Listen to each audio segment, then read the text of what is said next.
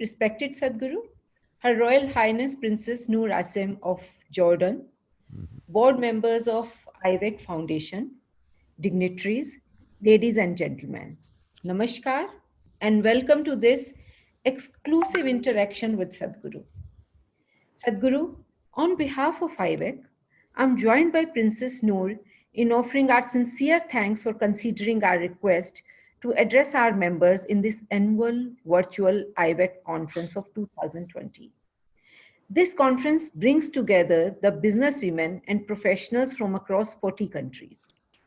Sadhguru, as women leaders, it is crucial for us to understand our role in the post-COVID era. And this does include demonstrating extremely complex qualities such as empathy, sympathy, and compassion. On behalf of IWEC, I and Princess Noor will need your guidance to understand the key to be more effective as women business leaders. And now let me invite Noor for the interaction further. Noor, over to you. Namaskar. Thank you so much, Harjinder, for your words. Sadhguru, I am a lifetime student of your teachings, and it's such an honor to connect with you today. Wonderful. I would primarily be talking to you. Wonderful. It's lovely. This is the advantage of the virtual world. Yes, isn't it? I would like to thank my fellow IWEC members and participants. This is the third year I'm a chairwoman, and honestly, I'm in awe of the growth and learning opportunities that are shared with us. In preparation for our meeting today, we have heard that you've been up to many adventures, that you're currently in the US and you're traveling extensively on your bike and engaging with so many people. And it's such a refreshing image to visualize such playfulness, yet bringing such deep work of conscious growth and wisdom. Could you just give us a little insight on what this experience has been like for you so far? Oh, this motorcycle journey? Okay. I wouldn't think that you would be interested in motorcycles. As a fellow biker, Oh, it is it definitely. Okay. This was essentially billed as Exploring Spiritual America. So, there were many aspects to this. One important thing is we wanted to visit all those sites and Native American nations. When I say Native Americans, for most people in the world, maybe few Americans know the details, but for most people in the world, they know only what they have seen in the Wild West movies of a bunch of men screaming and hollering and shooting whoever comes their way kind of imagery. But there used to be over 500 nations, Native American nations in North America. And even today, they are maintaining their distinct identities, they have their own language, they have their own culture, they have their own individual spiritual processes. So, I thought this must come forth because about 18 years ago, I had a very profound and very painful experience with one of the Native American spirits. I was just walking in the forest and I saw, a kind of a frozen being. And at that time, I wrote this poem called America, I will send it to you. And after that, I've been looking them up. Even I did not know there were so many nations. Even in our minds, well, we had heard names like Cherokee, Apache, Comanche, like this in the movies. But beyond that, even I did not know. So I started exploring this, and I've been wanting to do this for some time, but it took the virus to break my schedule so that I could go on this trip. So it has been 36 days, we just got back day before yesterday. 36 days we've been on the road. We did 9,477 miles on the motorcycle. That's fascinating. Covered various nations, about 18 states through United States, and it's been absolutely spectacular. And we are… like almost every day, 16, 18 hours, the video cameras have been on. So to assimilate all this and to put this out, it may take 2 to 3 months for us. But the important thing is for people to know that these were well-evolved cultures. There are places like Hokia where 1,000 years ago, 40,000 people lived in one city. Just to give you a perspective, at that time in London there were only 15,000 people. There were 40,000 people. 40,000 people living in a city means there is an organization, there is an administration, there is a whole process. Otherwise you cannot… so many people cannot live in one place. So similarly, there are very powerful spiritual spaces, and the level of attention they gave to their inner well-being, what they call as their spirit, rather than their physical life, is something that modern societies have to emulate, because the only way that we can make this into a sustainable world for all of us is that our interests are more beyond physical nature. That is the only way we can do it. If it becomes all physical, we're just ripping the planet apart. And also coming to that aspect, see, right now, for most people, educated people at least, ecology means it's a textbook, it's an abstract science somewhere. These are the people for whom ecology lived in their hearts. This is what needs to happen for this generation and the next generation. These people did not live on the land, they are the land. And you and me are also land, all right? This body is just soil. But most people don't get it till you bury them. But these are people who lived with this awareness. I think this is most relevant for today's life.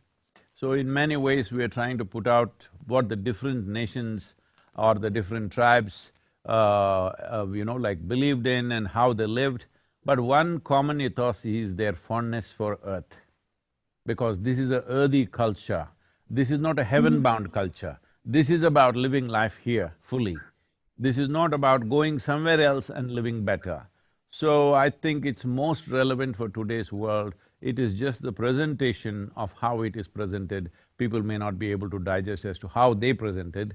So I'm seeing how it could be presented in modern language, in modern context, but fundamentally it's very relevant for our generations and the generations to come, actually. So it's been a spectacular ride in terms of sights, and what we have experienced in the last 36 days is absolutely incredible, and as a biker, you know. It is definitely a wonderful experience, and highlighting what you've just mentioned and echoing your messaging, it is, I believe, the collective experience of the virus that has really stopped and invited people to reflect on the importance of reconnecting with Earth. And in terms of being able to embody qualities such as resilience on such hard times and challenging times, what could you share in terms of practical steps that we can be able to experience right now once we finish our conversation together? You know, how is it that we could very simplistically just have that little step towards getting a bit closer? See, because people have very little experience of living on this earth. The moment these four walls came around us, we have no experience of life. We are living in a cell of our own, where temperature is controlled at whatever temperature we want, and we have no seasons, we have no flowers blossoming, we don't have any experience of life. There is no sunlight, there's no moonlight, everything is, LED or whatever it is. So I'm saying living indoors is one of the main reasons why people have forgotten what is nature. One significant step that everybody must do is, instead of… I'm not against all these things, but I'm just saying, because today, one of the most visited holiday places in the country, in United States, is Vegas. Las Vegas is the most visited one. Next comes Florida. Well, there is Dubai, there is Mumbai, there is these kind of things. This is where people are taking their children.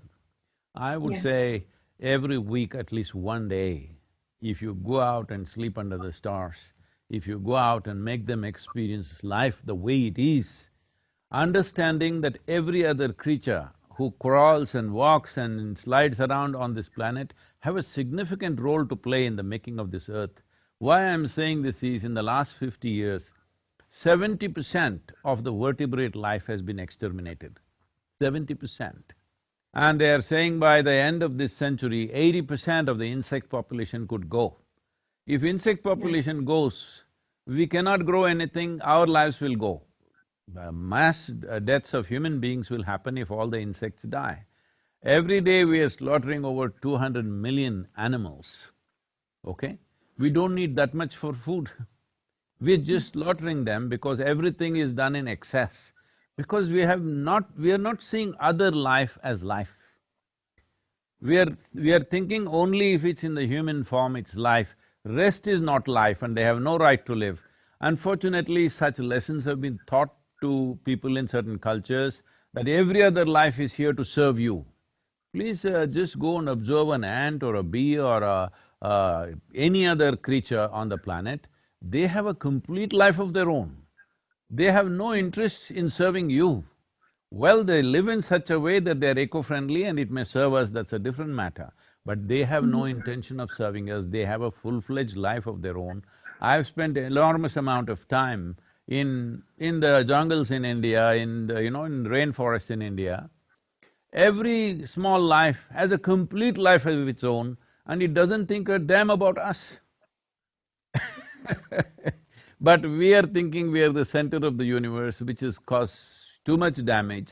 I think being exposed to nature, the next generation of people, if they're little more exposed to nature, if we build homes, at least where a part of it is open, open to sky, it's very important.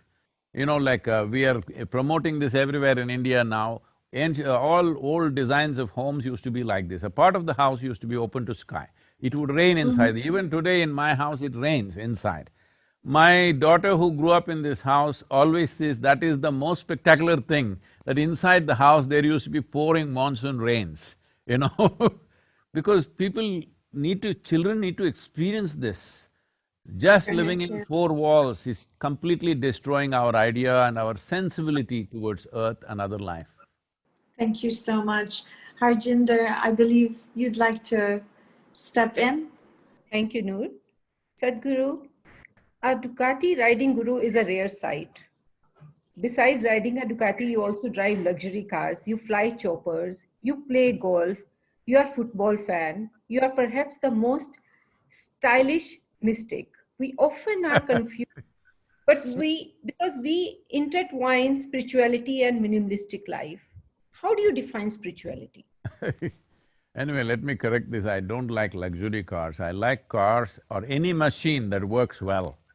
Because a mystic means he is a mechanic who understands the mechanics of life.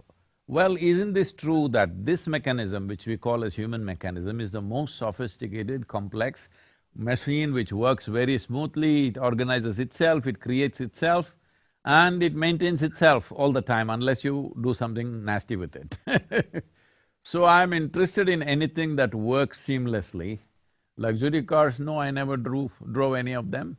But about these things, you mentioned motorcycle and a helicopter and this and that and golf, whatever. Well, I do many more things that people may not be aware of. I would like to do almost everything if I had the time. But the important reason why this is necessary and why we are even putting out some of the personal aspects of my life outside is because people's understanding of spirituality right now is, if you eat badly, dress badly and live badly, you must be spiritual. So no wonder nobody wants to be spiritual. Spiritual means it happened 1,000 years ago. I must tell you this, I was in Chennai and I had to go into a conference and normally I drive myself because I don't like the way most people drive. So I drove into this conference and there were some journalists and they asked, in ancient times yogis used to walk, how come you drive your own car? I said in ancient times, you fool, everybody used to walk. Not only yogis, everybody was walking, so yogis also were walking. Today everybody is driving, so yogis also driving. If I come walking all the way from Coimbatore to United States, you will say I'm a bloody fool, isn't it? Hello? So, the problem of… especially when you come from India, there has never been such an imagery. It is only in the calendar images now that this has happened. This frugalness of spiritual people has happened post-British era, not before. For example, the greatest spiritual teaching that you have in India, or the most popular teaching that you have in India, is the Bhagavad Gita. Look at the way Krishna is dressed, and he is riding whatever that brand was, I don't know if it is BMW or a Ducati. You always call him Parthasarathi, that means he was a great driver. Hello? Yes, isn't it? He is driving for the warrior because he is the best driver available. Well, I am also pretty good, so I drive. And I would like to know, so you just mentioned that many things which more that you do, which people don't know. Can you just tell us what are few of those things? I cook, I paint, I make carpentry, I do many things like this. Noor and I are coming soon to you to have the food, I'm sorry? which is, let's say, I said Noor and I are coming soon, Sadhguru, if you allow us to come and to Oh, have the food. if you eat my cooking, then you will get enslaved to me, don't do that. You're most Noor, welcome. Thank you. Picking up on the whole imagery or the interpretation of spirituality, we're so influenced by conditioning through our upbringing, through society, the labeling, the judgment. What are the steps for us to be taking or to be reflecting on? And I would primarily love to focus on the youth as well, not only on our current work, not only on today. What would be the steps for us to start peeling those layers and really heightening consciousness? As you mentioned previously, obviously those four walls, let's break them, connecting more to nature. I'm very interested in understanding better. So how do we peel those? How do we bring awareness to that, okay, you're a mystic, so this is who you are, that's how you need to live, and it happens very much with everything else in what we've created as human beings. Now that you use the word peel twice, so let me hang on to that word. Yes. Yes, in a way, peeling is what is needed. If you want to see, you must peel your eyes. Very simple. If you have your eyelids down, you can't see. Similarly, if you want to see anything, you need to peel because this is the nature of our vision. Unless something is opened, we can't see it. When it comes to the individual human being, we cannot open this body because if you break it, you can't fix it. So what is physical, you don't have to open because what is peeling in physicality is just a question of creating distance. See, this is a fact that you and me as we sit here, well, I have a body, you have a body. This body, we were not born like this. We were born only like this and we became like this. We became like this by the food that we consume. Yes, it is just accumulation of food or it's just a piece of the planet. As I said earlier, most people don't understand that the soil that we walk upon and the body that we carry are not different. Not different at all, it's just a little bit of loan that we have taken from Mother Earth. When it's time, we must put it back joyfully, but most people crib about that, they don't want to return the loans that they have taken. Mother Earth is generous to give you what you want, but when it's time, she collects it atom by atom. She won't let you keep anything. So having said that, what you accumulate, whatever it is, whether it's body, money, wealth, clothes, this, that, including impressions, experiences, relationships, all this we gathered. What we gather can belong to us, but cannot be us, isn't it? So if we have to gather so much body and so much mind, there must be something more fundamental to this. That is unexperienced by most of the humanity today because the social focus is not there. Right now, everybody is going about as if economy is the ultimate nature of life. The economic figures are the ultimate nature of life. Economy is Yes. just glorified survival process. People used to hunt, gather and survive, then they did agriculture and survived. Now we're doing stock market and surviving, it doesn't matter what we're doing, but it is just a survival process getting more and more complex. So, we are getting so entangled in this complexity. Right now it's become like this, at least for the educated class in this world, the soul of humanity is economy. Nobody is talking anything else anywhere you go, only economy, economy, economy. Because this whole madness of survival, the bar of survival being raised and raised and raised endlessly is going on. So here, there is… we are in United States, which is supposed to be the most affluent nation in the world. Well, with affluence, what should happen? Why would a human being look for affluence? Initially, it's about choice of nourishment. If I have money, if I have affluence, I can eat what I want, that's how it starts. Then it's a choice of lifestyle. So the most affluent society on the planet, where there's an enormous choice of nourishment and an enormous choice of lifestyles, well, 70% they say are on prescription medication. Their healthcare bill is over $3 trillion. It's bigger than India's economy with 1.4 billion people what we have, all right? I'm saying if you had choice of nourishment and choice of lifestyle, you must be at the peak of your physical and mental health, isn't it? Both physical health and mental health is becoming a serious issue simply because you have not addressed the most fundamental aspects of being human. Because who you are is being created from within you. If you don't take charge of that, if you don't access that, it doesn't matter what you gather around you, everything will just mock at you. Your big buildings, your endless amount of bungalows and palaces will only mock at you. Your massive cars are mocking at you right now. Now you want to see how you want to do something different, but how difficult it is to do something different. I am not against any of the things that I am mentioning. It's up to you what you want to have. If only you understand it's only an accessory to life. Life is throbbing within you. Rest are accessories. How many accessories do you need? Well, it's individual choice. I don't want this to be my decision. You may need, let's say, 10 accessories, I may need 2, this is our choice, it's perfectly fine. As long as both of us are conscious, what we have gathered is only accessories, this is not life. Life is something that happens within us, but that's not even come into people's experience. Right now, the physiological compulsions and psychological demands are being understood as life. What you think and feel is not your life, it's just your psychological drama.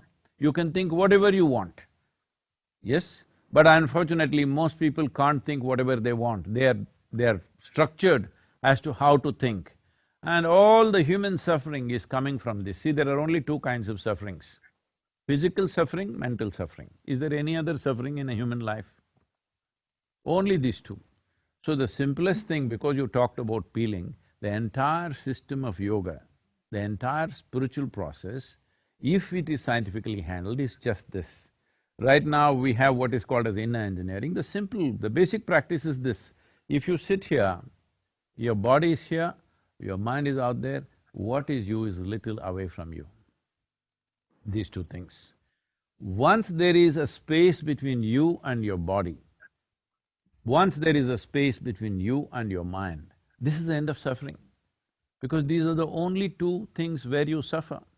You also suffer these things not because body is suffering, not because mind is suffering, simply because you have been given a very sophisticated mechanism, but you don't bother to read the user's manual. That's why you're suffering. You don't know how to handle it. human beings are suffering their own intelligence, isn't it? Most human beings are only suffering their intelligence. Very few places have war zones, famines, this, that. They're unfortunate situations which need to be fixed.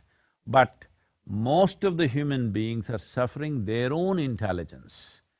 So what the problem is evolutionary, I'm saying. If you gave them the brain of an earthworm, they would all be peaceful. They would be very peaceful, I'm saying. So right now people are going about propagating peace is the ultimate goal of life. I'm asking you, how do I address you? Highness? Noor.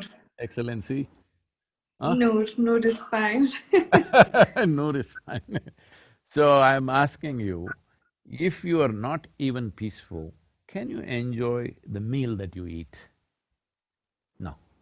Can you enjoy a handful of people around you if you are not peaceful?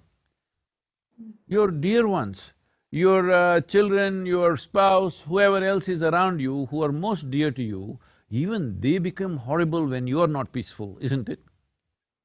True. When you are experiencing a certain turmoil, do you see all of them become horrible? Not that they are behaving horribly, I'm saying in your experience, everybody becomes an irritant, isn't it? Only when you are peaceful, you can look at them and enjoy them, you can eat what you eat and you enjoy them, you can enjoy this space in your home or wherever you are, you can enjoy that, only if you're peaceful. So I'm asking, is peace the most fundamental requirement within us, or is this the ultimate goal of life that you want to do in heaven? Unfortunately, this whole thing has been turned upside down by non-practicing or what to say, very enterprising spirituality, where there is no inner experience, they just read two books and then they all become spiritual teachers all over the world, and they've messed up human mind in such a bad way, that now people are saying suffering is an inevitable part of human life. I am asking you, is it your choice right now, this moment, Noor, this moment, is it your choice to sit here joyfully or cause some misery to yourself? Is it your choice or no? Definitely. So, it is your choice, this moment means it's your choice every moment of your life, because your entire life happens in this moment, isn't it? Sure. You never experienced an yesterday or a tomorrow, but people suffer what happened 10 years ago, they still suffer.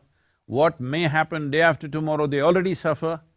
This means they're suffering human faculties, they are not suffering life.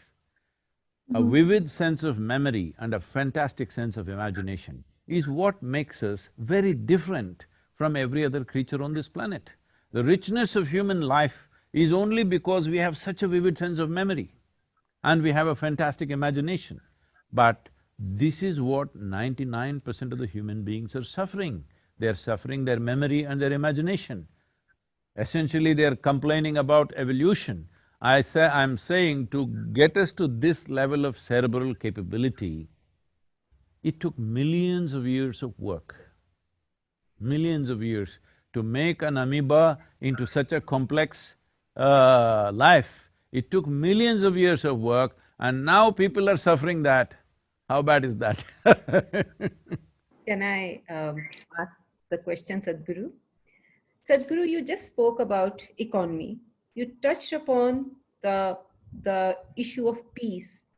And here I'm asking you a question about women who can be a part of economics of the world. Do you think that women can really be a part of inclusive economics, which many people or we would like to talk about? And then, if we are, then we try to multitask. We want to take so many roles. And that obviously brings us stress also, because if we want to deliver, stress is, I think, a part of this. How do we manage everything? How do we balance everything? Can you give us some advice as women in business? Why are you saying stress is a part of this? No, no. So Uh, essentially, you are saying some kind of suffering should be there if you have to be successful. No, that's not right, because a suffering mind is not a creative mind. I know most people say that from Europe, only in deep suffering you will be creative. No, I'm telling you, If you are blissed out all the time, you will be very, very creative, because unhindered exploration of your genius will happen when you are not an impediment to yourself. Suffering means you're putting up impediments to your own faculties, your own intelligence, your own genius. So do not ever understand suffering or stress or tension or whatever else as some kind of a creative process. Yes, it is true that right now if we smash your little finger, all right? I'm saying suffering, physical suffering. If we smash your little finger, you will run all over the place at full speed. If a dog is chasing you, you will run full speed. But is that the way to go? You know, in India, unfortunately, in some villages they used to have this, fortunately these things have stopped. They will tie some firecrackers to the tail of a donkey. And poor animal runs like crazy and everybody is happy how with a donkey is running faster than a horse. Is this the way to run, I'm asking? Is this a way for human being to explore our potential? We tie firecrackers to our tail and run because it's going to burst in our face otherwise? This is not the way to do things. So when we say women being part of the economic process, they've always been. It is just that today we have a twisted sense of economic process. Tell me, right from ancient times, I'm going back to the caveman's time, when people lived in caves and forests. Was she not a part of the economic process?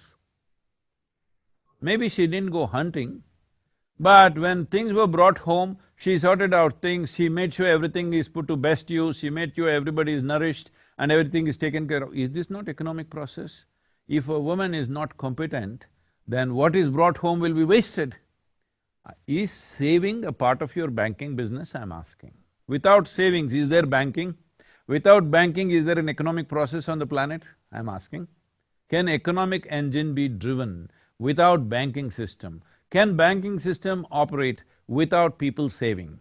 Wasn't it always the main consciousness of the woman in the house, how to save everything and put it to best use? Who said she was not a part of the economic process? Right now, unfortunately, we have a twisted sense of economy. We think only if you work on the factory floor, you're in the economic process. This is a very crude way of looking at life. I think I'm not commenting about this lady, but there was an iconic picture from the World War II time. If it was for the war effort, I very much appreciate it, but it was used by political campaigns and various other things, where an American lady is like this with her bicep showing and saying, "We can do it." You've seen that iconic picture.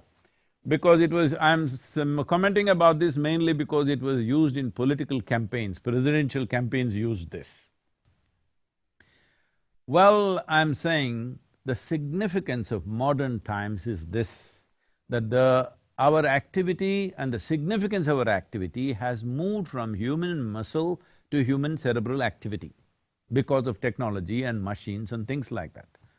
From brawn to brain, this is the most important thing in the uplifting of a woman, because now the man's muscle, which ran the world at one time, anything that was needed, you needed man's muscle. So naturally, he was the dominant force in a given society, or at least we see it from outside that way, but it was not so even in those societies.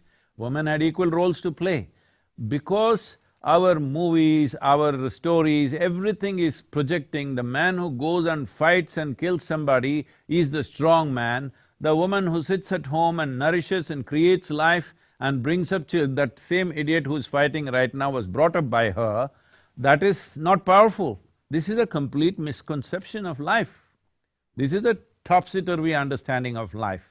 So having said that, it is very important, today's time is very, very important because the significance of man muscle has receded. If you have big muscles, I'm saying if I'm a man and I have big muscles, well, they may hire me as a security man for somebody. They won't make me the boss of the place. There was a time the man with big muscle was the boss of the community, whoever had the biggest muscle. But unfortunately, our movies, both in Hollywood and in India, are still projecting a man with big muscles who can beat up everybody is still the boss. This is an unfortunate caveman projection that is still going on. It's very important that muscles are not the important force. Now there are machines where if you put 1,000,000 men, they are not a match for a single machine. So we have created machines, technology has come, now it is a question of intelligence and competence. So I don't think, if you ask me, I know a lot of women may react to this, but I'm clearly saying this. Let me repeat this, I've said this before, but I'm clearly saying this. There is no need for women to fight for equality. All they have to do is, education is available, in most nations, at least by law, they're equal. Socially, they may not be yet, but by law, there is equality. Now all they have to do is, more and more girls should be educated, should become competent. Today it's happening in India big time. More girls are passing out of high school than boys. More girls are there in… I went to some technological institutes, technical institutes, there are more girls than boys. Not literature or commerce or something. In engineering schools, there are more girls. More girls are earning PhDs than boys are earning. This is all. If you do this for another 15, 20 years, it'll be a level playing field. Instead of just creating unnecessary rancor, unnecessary resistance where from the other side also ugly things will happen, this is all that has to be done, because empowerment is the way to go forward, not a fight, not showing your muscle, because even a man's muscle is meaningless, why is a woman's muscle so important now? I love what you just highlighted in that sense. Before coming to today's engagement, my 13-year-old daughter was asking me, could I ask a question? I'm like, sure. So this is from her picking up on this whole male-female that she is influenced by, given society and the narrative that has been played. And she said, I am curious to know if there was one advice for the youth today, what would it be? See, gender is a personal thing. Mm-hmm. I'm sorry, I'm putting it in a very basic way. Please. What is in somebody's pants is not my business or your business. It is only relevant in a few places like bathrooms and bedrooms and somewhere. In rest of the places, your gender is irrelevant. It's a question of your competence, what you can do, what you cannot do, what you're capable of, what you're not capable of. We need to bring the world to this place that what kind of body you have is not my business. Mm-hmm. Only in bodily relationships it matters. In rest of the time, it's not my business. For this, women also should think this way, but right now, it is… I don't know, it's a complete… man's dream is being played out by the women, you know?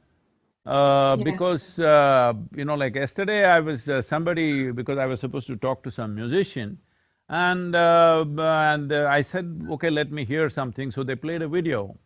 I'm sorry I'm using such words, but I'm saying because it pains me that women are being projected like this. And a musician is on stage in underpants. I said, why are musicians in underpants? They said, Sadhguru, only that sells. I said, what is this?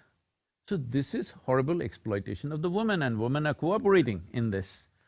She can wear what she wants, it's not my business. But if she's wearing that only because that's what sells, that is not right in the society. It's her choice what she wants to wear, but it's not her choice. Somebody else is determining her choice, which is not choice at all.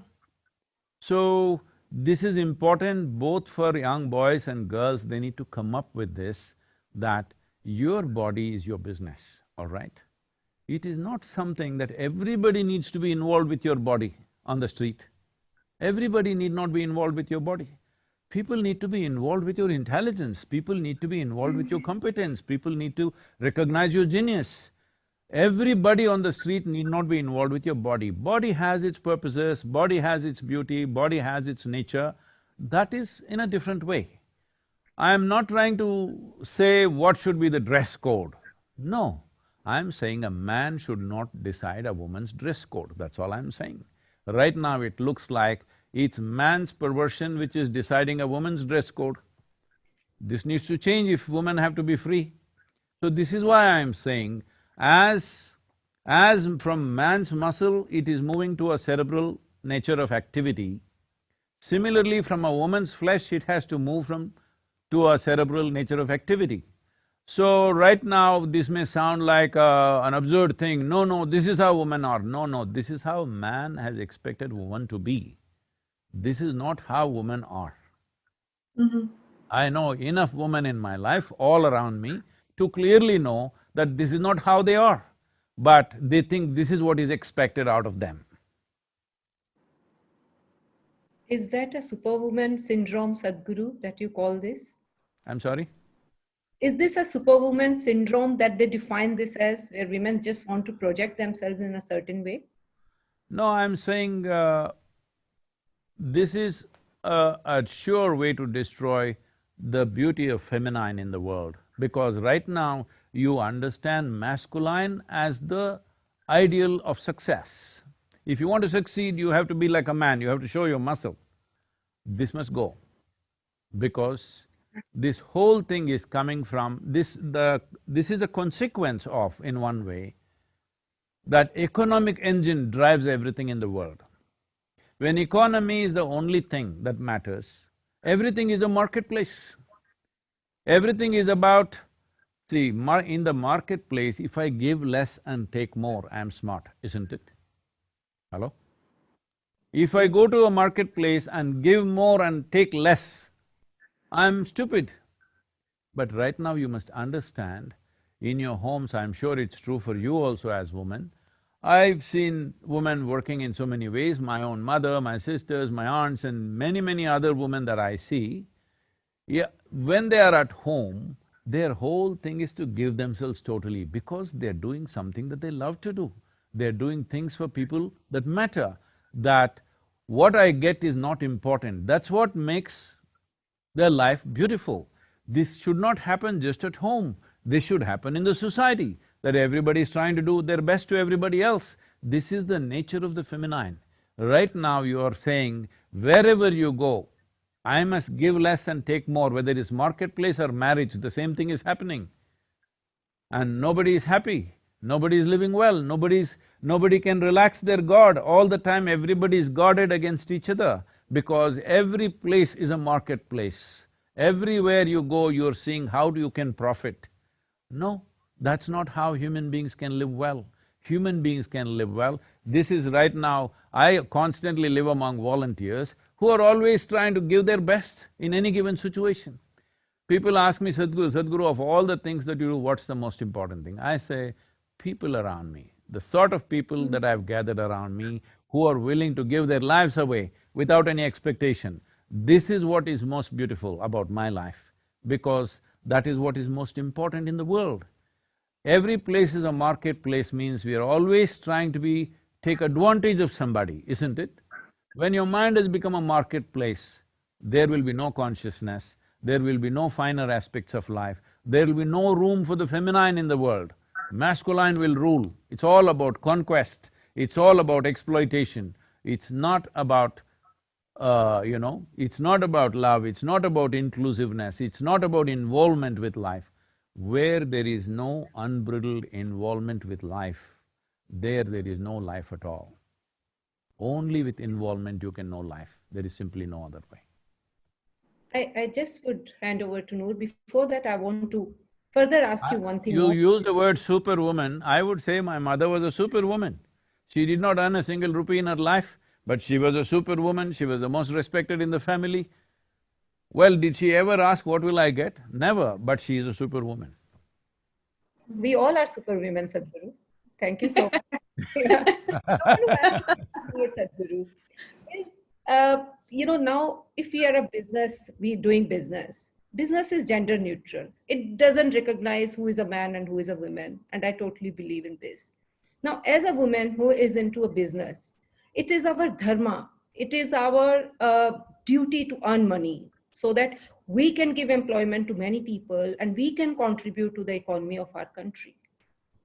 So how does it gel with your idea of feminism? Is it what we are doing something right, or we should be, I would like to know your opinion on this. No, just now you said business is gender neutral. Then you say we are women in business. No, you are just in business, you are not a woman. You're just a business person like anybody else. Why are you a woman in business? Don't do that. Don't take your gender to the business. You're in business, you must conduct it in a judicious way, that's about it. It's how probably society looks at it, and we need to correct this. Thank you so much for telling this to us. Over to you, Noor. It's so fascinating to hear all these concepts. And my question would be, where do we start in terms of shifting such paradigms and such mental models that are so ingrained in our experience as human beings? Would it be targeting educational institutions? Would it be in the home, a combination of the two? How do we manifest? How do we bring this to life, other than having these deep conversations and awakening a different perspective in humans? If it happens within us, essentially if the transformation or change happens within us, it will naturally manifest at home, at school, at workplaces, in the society, everywhere it will naturally manifest. So this is the fundamental thing that I would like to point out. But we are always trying to change the home, we are trying to change the school, we are trying to change the workplace, we are trying to change the social situation. No. What needs to change is within us. If this one changes, if we are at home, we will make sure the home is different. If we are at school, we'll make sure the school is different. If you're in a workplace, you'll make sure the workplace is different. So, right now, this may look like a faraway thing, but just look back and see, 25 years ago, across the world, not just in any one place, where was, I mean to say, in terms of work, in terms of recognition of competence, in terms of educational qualifications, where was a woman 25 years ago and where is she today? Most people wouldn't imagine, isn't it? Isn't it so? In most societies, most people could not imagine that this will happen. So I'm telling you right now, the only thing that was tilted against her were, one thing is the man's muscle. He's got stronger, bigger muscles for survival. Another thing is childbearing, which took a major part of her life at one time. Because to have 2, 3 children survive, she had to deliver 7, 8 children, which kept her whole life busy. But right now, infant mortality rate has gone down significantly across the world. If you have 2 children, most probably both of them will survive, I'm saying. Those days are gone where you had to bear 8 children for 2 to survive, which used to be the way in the past. So, this man's muscle and childbearing, both of them have been neutralized now. Once this is done, you should not think in terms of gender. You should just think in terms of human competence. It is important for us to understand men and women are same species. But right now, a whole lot of people are campaigning as if they're separate species. No, it's one species, one way or the other, either loving or hating, they have to live together, all right? The choice is this, but the nature of the feminine is not of conquest. The nature of the feminine… See, when I say feminine, I'm not talking only about women. Masculine, feminine are 2 different qualities in nature. Well, when feminine dominates, we call somebody a female, when masculine dominates, we call somebody a male. But it need not be determined by one's gender. The feminine as a quality, if it does not play equal role, 50% role in everything that we create in this world, then we will have a very skewed life. We will have dominance, but we will have no joy, we have no love, we have no inclusiveness, we have no play of life happening, because right now this is what is happening. The most successful people I see are the most stressed and miserable people on the planet. Well, success is the sweetest thing in human life, isn't it? Doesn't matter what we are doing, we want to be successful, whether the act is simple or complex, we want to be successful. Now, successful people are sending out a message to everybody, success is the source of suffering. This is not right. This is happening because too much of masculine nature, not enough feminine nature. There is no inclusiveness, there is no joy, there is no laughter in a workplace. Everybody is dead serious, like it's the… it looks like doomsday if you go and look at the offices. It It does. looks like today is a doomsday. Everybody is dead serious because somebody has told them, only if you're serious, you will work well. No, only if you're joyful, you will work well. Only if you do something with great joy will the best of your intelligence and competence find expression, isn't it? So the feminine has to come. Just women coming into the office is not good enough. Feminine has to play an equal role. Otherwise, you will have a skewed society which will have everything but will have nothing. This is how, unfortunately, Western societies have become. Everything is there, but everybody feels desperate all the time. This desperation is essentially absence of feminine in the social structure, in the workplace, and even at home. Everybody is trying to be like this. See, it is not in the nature of the woman to do this, all right? But they're all doing that because… because somewhere our definition of success has become masculine. This has to go. I would like everybody to appreciate my mother who never went out to any office and worked, my mother who never earned a single dime in her life, is a super successful woman in her life. For sure. That's beautifully You got said. me? I got you.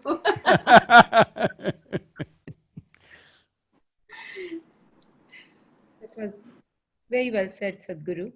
I would like to ask you, you said yoga is the ultimate expression of life. Could you tell us more about your love with yoga and why did you say this, that yoga is ultimate expression of life? I'm not in love with yoga. I am yoga in a way, because the word yoga means union. Well, we've been talking masculine, feminine. If we have to talk in those terms, if these two things unite, this is yoga. If what you think is you and me, this is your idea, you understand? If both of us are buried, or let's say me and somebody else is buried, not you, both of us become soil, we are in union only, isn't it? Right now we are breathing, wherever you are, in whichever part of the world you are, you're breathing. You're also breathing from the same atmospheric bubble and I am also breathing from the same atmospheric bubble. Maybe my exhalation will touch your inhalation any moment. Just about the strength of the winds will decide how long it'll take. So I'm saying the whole existence is anyway in union. As a human being, you popped up on this planet. You're just a pop-up. Like, in the computer there are pop-ups. You're just a pop-up and you will pop out. Just because you can prance around on the earth, suddenly you think you're different. Suppose you were made like a tree, that is, you were rooted in the earth, you would clearly know you're part of the earth. Because you're allowed mobility, suddenly you got a fancy idea that you are something other than the earth, isn't it? So, life is anyway in union. The whole cosmos is anyway in union. When you experience that, we say you're in yoga. Right now there's a complete misconception about what is yoga. If you twist and turn and look like a leftover noodle, you are in yoga. Wonderfully explained, Sadhguru. I've So, never it had… is a question of union. So, do I practice yoga? No, I am yoga. I live in union with everything in my life. And every human being has to live like this. If you are in one with everything, does somebody have to tell you, don't kill this person, don't rob this person, don't harm this person? Do you need teachings and commandments to tell you what you should not do? If for one moment, as you're sitting there and I'm here, if you experience me as a part of yourself, does somebody has to tell you, be nice to Sadhguru? Is it necessary? I'm asking. So all moralities, all ethics, all values, all commandments are simply because we have forsaken our humanity.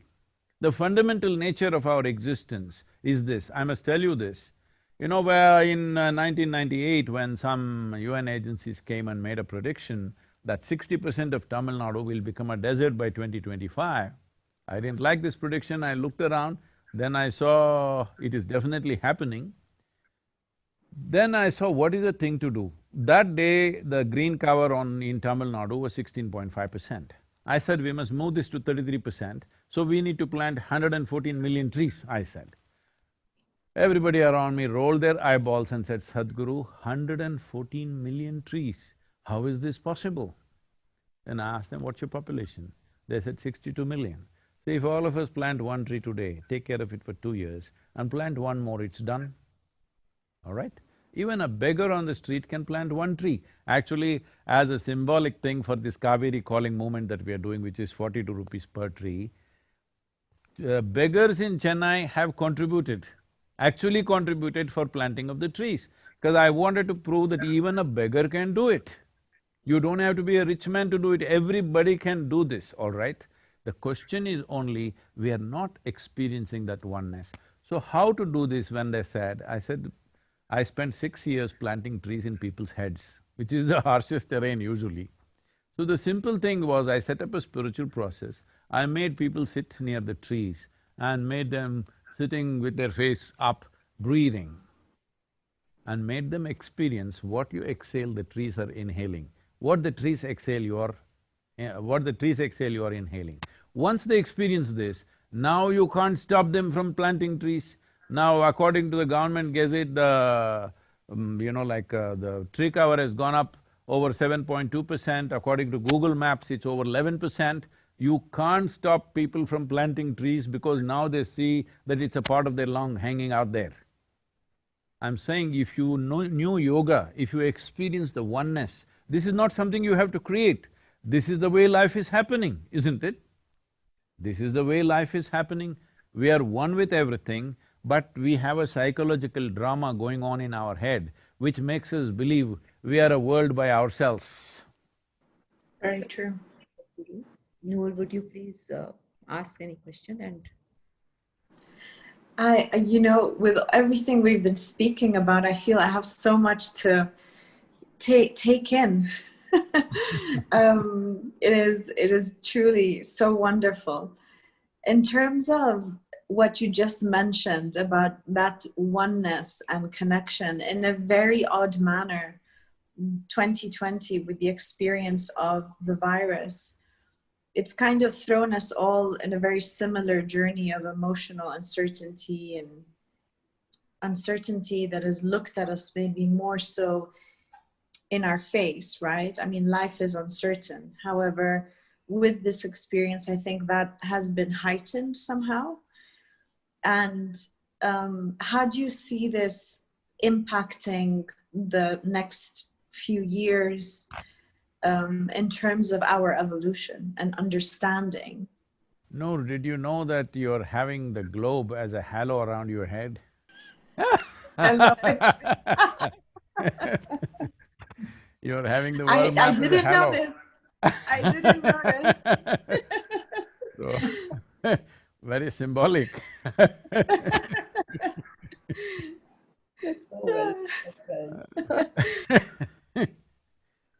So, the thing is about the pandemic. See, it's very simple. If only the humanity was little more conscious. When I say little more conscious, the essence of being human, when compared to other creatures is, they all have instincts of compulsive behavior. Their survival process, their reproductive process, everything happens instinctively. This is why even their reproductive times are decided by nature, okay, for all the other creatures. But for human beings, many bars were removed by nature because we are supposed to be, we are the only ones who are referred to as beings. Nobody else is a being. This is the only one which is referred to as a being because we are supposed to know how to be. If we knew how to be, what is the problem with the virus? All we had to do was, when the virus started coming in, if we said, okay, this virus is coming in next 14 days, All of you simply be by yourself, don't do any human contact, just be by yourself, do whatever you want to do, you sing, you dance, or you close your eyes and meditate, do whatever. No human contact. If we were conscious beings, effortlessly we could have done that. That's the end of pandemic, isn't it? But just see how difficult it is. When pandemic is on full scale, people are dying around you, people say, I want to have a haircut. I didn't know haircut was such a compulsive thing, you know, I haven't had one in all my life now. I'm saying, people are saying, I want to have my haircut, I can't live without my haircut. So, I'm saying we have become so compulsive, far more compulsive than other creatures actually, unfortunately. This is forsaking our humanity, because humanity comes into play only when we are able to consciously choose what to do and how to be. Once we give up our conscious choice of right now how to be, then we are no more human beings. We've just gone back in evolutionary scale. So this is all that needs to happen. It's not just for this pandemic. Whatever else may happen to this planet, all right? Whatever else may come our way, because what the world throws at you is not your choice. Not always your choice at least. But what you make out of it is 100% your choice. So this is all we have to do, that we must become more conscious human beings, and we can be called human beings only if we can handle our requirements in a conscious manner. See, everything that an animal does, we also do, all right? They are born, we are born, they grow up, we grow up, they grow up simply, we grow up with lot of fuss, and they eat, we eat, they reproduce, we reproduce, they die, we die.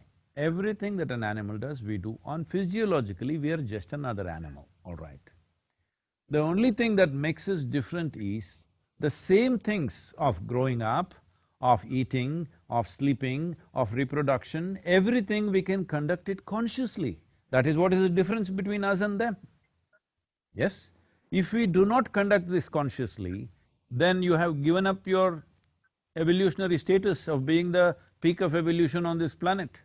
Now our problem is there, not in the pandemic. Our problem is not in the virus. Our problem is in lack of being able to be conscious, lack of responsible behavior. That's where our problem is. On many levels this is finding, and I'm constantly trying to take people back into that. People are saying, for example, there's a war against plastic. It's a completely misdirected war. Plastic is one of the best materials we have produced on the planet. You can recycle the same material 1,000 times and use it. There is no other material like this, all right? It's a fantastic material, you can make just about anything out of it. But now it's become a serious problem. It is in the oceans, it is in the rivers, it's in the landfills, it's everywhere. The problem is human irresponsibility, isn't it? The problem is not plastic. If you use plastic responsibly, it is a great thing because you don't have to produce any other material, you can keep on recycling the same thing for many years, for generations of people, we can use the same material. But we are saying we are waging a war against plastic, we are waging a war against virus. No, viruses, bacteria, all these things have always been there on the planet. Many times it's jumped. In the process of our evolution, in the development of our intelligence, in the development of human placenta, virus has played a significant role. Maybe this virus will make a genius out of you, I don't know. I'm joking, this is not a time to joke, I know everybody's dead serious. Because people have died, people have lost their loved ones, people have lost… Yes. Economic losses are there, but you do not know the full impact of this virus upon your system yet. You still do not know, that's a fact. Sure. In the past, it has happened million years ago or so, that the basic quality of human placenta, which is the basis of women being able to bear healthy children, is because of virus influence. A certain virus influenced us. Similarly, the development of our body, our intelligence, nearly 52% of our body right now is microorganisms. Only 48% is genetic material, rest is all other creatures living within us. So, The problem is not of the virus. Virus has always been there on the planet. Maybe they were in the bats, maybe they were in the pangolins, right now they chose us. But the problem is just that human beings are behaving in unconscious and compulsive ways. That is the problem. If we just consciously sit aside for one fortnight, it's a done thing. Yes. But can you get the human society to do that right now? That is the mystery. You are the Noor, you must throw light on us. It would be, it's a blessing, honestly, to have this exchange. And I'm very, very grateful for having been part of this conversation with both of you, really. Harjinder, please. Thank you. Sadhguru, I can't thank you enough for such insightful thoughts that you gave us today. As always, the session was an eye-opener. I'm sure our viewers will agree that we'll go back to introspecting and connecting with our inner self, trying to find balance in our thoughts and action. I will thank everyone who is there with us today. Thank you so much for spending your time with us. And I also would like to thank Noor on behalf of IWEC, on behalf of myself, to be there as part of this session. Namaskar, Sadhguru. Thank you so much. Please come and visit us either in Coimbatore or in Tennessee. We have a beautiful place out here. You're in United States, Noor, is it? I'm in Jordan. Oh, you're in Jordan, okay. I've been to Yes. Jordan once. I came to Petra and also Amman. We traveled in that area. When either in US or in India, please come and visit us. You also, Harjinder. Would be a pleasure, and needless to say, you always have a home here as well. Thank you. Thank you. Namaskar. Thank you, Sadhguru.